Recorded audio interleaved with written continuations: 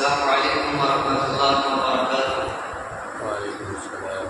نحمدہ ونصلی علی رسولہ الکریم، اما بعد۔ فرعون بنے جو پھرتے ہیں ڈھاتے ہیں ستم کمزوروں پر، فرعون بنے جو پھرتے ہیں ڈھاتے ہیں ستم کمزوروں پر، ان سرکش جابر لوگوں کو قدموں میں جھکا کر دم لیں گے۔ برادران ہند اور میرے معزز مہمانان کرام، یوں تو مسلمانوں کے خلاف باطل فرقہ پرستوں کی طرف سے برابر طوفان آیا، فتنوں و فساد کا سیلاب آیا، مگر حق پرستوں کی جانباز قوم نے ان باطل طاقتوں کا رخ ہمیشہ کے لیے دشمنوں کی طرف موڑ دیا۔ آج عالمی پیمانے پر مسلمانوں کے خلاف سازشیں ہوتی ہیں، اسلام کے خلاف تحریکیں چلتی ہیں، مسلمانوں کو ہر ملک میں ظلم و ستم کا نشانہ بنایا جا رہا ہے۔ یہ ٹکراؤ ہمیشہ ہوتا رہے گا، کیونکہ حق و باطل کا معرکہ ہے،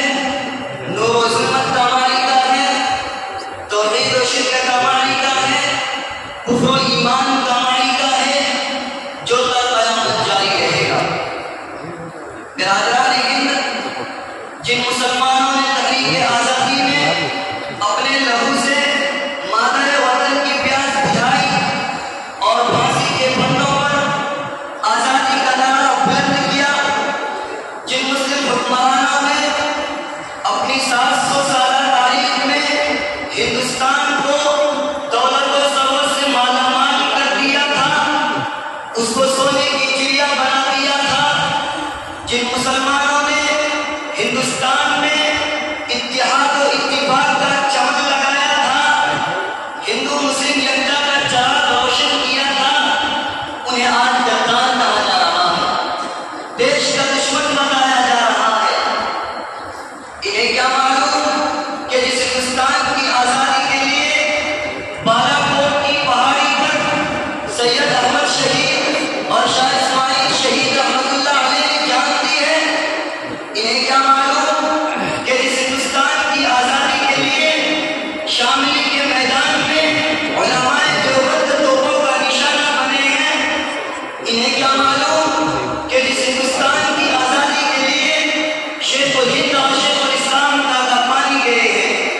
انہیں کیا معلوم کہ جس ہندوستان کی آزادی کے لیے شیخ الاسلام سید حسین احمد بندی پر شوٹ کا والد ہوا تھا، انہیں کیا معلوم کہ جس ہندوستان کی آزادی کے لیے 1857 میں 51,000 علماء شہید ہوئے ہیں، انہیں کیا معلوم کہ جس ہندوستان کی آزادی کے لیے دہلی کی چاندنی چوک سے خیبر تک کے درختوں پر علماء کی گردنیں لٹکائی گئی، انہیں کیا معلوم کہ جس ہندوستان کی آزادی کے لیے علماء کرام کو برہنہ کر کے آگ کے انگاروں میں ڈالا گیا، اس ہندوستان میں ان مسلمانوں پر ظلم و ستم کا پہاڑ توڑا جا رہا ہے، انہیں ان کے حقوق سے محروم کیا جا رہا ہے۔ برادران ہند، مسلمانوں کی احسان ہے کہ انہوں نے اس دیش کو قطب مینار کی بلندی دی اور جامع مسجد کی پاکیزگی اور تاج محل کی خوبصورتی عطا کی، ہندوستان کو جنت نما بنایا، اس کے وقار کو بلند کیا، مگر آج اس کا سبب مسلمانوں کو کیا مل رہا ہے؟ بھاگلپور کی خوخار داستان، ملیالہ کا المناک واقعہ، مراد آباد کی لہو الرانعی، میرٹھ کے چلتے مکانات، بجنوئی کی دلخراش چیزیں، احمد آباد کا دلدوز ہنگامہ، جمشید پور کا ہولناک فساد، گجرات کی دل دہلا دینے والی نسل کشی، کیا یہی ثمرہ ہے شیخ الہند حضرت مولانا محمود الحسن دیوبندی کی قربانیوں کا؟ کیا یہی ثمرہ ہے شیخ الاسلام حضرت مولانا حسین احمد بندی کا؟ کیا یہی ثمرہ ہے امام الہند مولانا عبدالکلام آزاد کا؟ کیا یہی ثمرہ ہے شیخ الہند کی تحریک آزادی کا؟ کیا یہی ثمرہ ہے شیخ الاسلام کی تحریک آزادی کا؟ برادر